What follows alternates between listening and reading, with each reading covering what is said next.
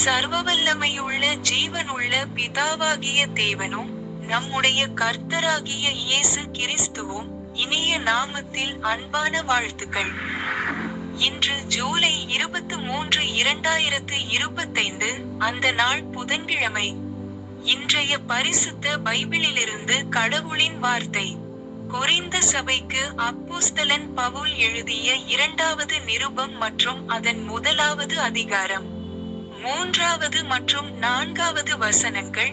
நமது கர்த்தராகிய இயேசு கிறிஸ்துவின் பிதாவாகிய தேவனும் இரக்கங்களின் பிதாவும் சகலவிதமான ஆறுதலின் தேவனுமாயிருக்கிறவருக்கு ஸ்தோத்திரம்.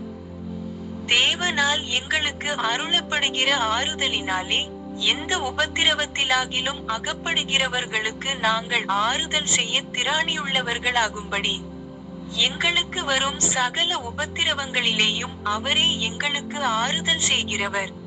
நன்றி. கர்த்தர் நம் அனைவரையும் ஆசீர்வதித்து பாதுகாப்பாராக. ஆமென்.